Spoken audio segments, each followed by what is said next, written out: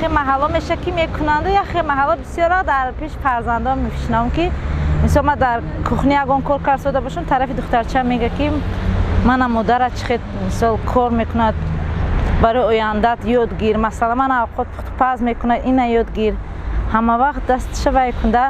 من باشم یا اکد نیست دستش گرفتن گیر مادرته همه خیلی میگه وجه من میفهم که خیلی در روی من نگه در پشتم میگفت است که مادرت دستگیری کن همین ده وجه من کمتر انچه خورسان میشم که هرچند که هم وای نباشه دیگه بعد مستحکم میشه حیات همه وقت شوهرم مرا تعریف میکنه مرا چه دختری خوندگه گفته همه وقت هر دومون خورسندی میکنه یکم بار جنگ و جنجال میکنه آخرین بار کاش میدید و چی کامپلیمنت دیروز شنیدم تعریف کرد کامپلیمنت کرد گفت که تو تا گاو نیست تو فخر میکنم گفت شوهرم بسیار آدمی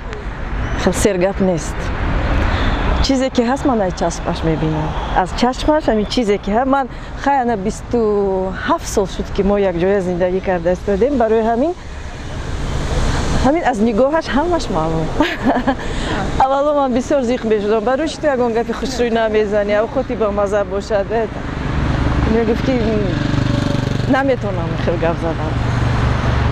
لیکن من میفهمم که همش در چشمش من تمام عمری که با او مرد بزرگ بودم همه تعریف خوبی ها و همه خدمت های مرا به نظر گرفته مرا به اینجا رساند تا اینجا رساند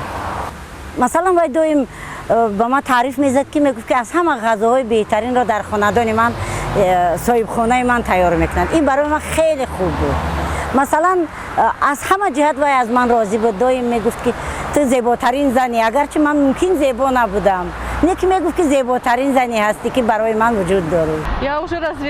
من از شوهرم جدا شدم برای همین بار کامپلیمنت یا سخنهای شیرین نشنیدم سبب جدا شدنم هم اون بود که یگان بار به من کامپلیمنت نمیگفت یک هفته پیش من شوهرم به نهایت تعریف کرده بود به نهایت شوهری دوستدار دارم که فقط خدا منو تعریف میکند میگه تو این چقدر زنی با تقوا هستی چقدر زنی خوشروی هستی چقدر من تو را دوست میدارم هر دم و هر ساعت منو میگه من تو را دوست میدارم این گپ زنیش من با مقبول است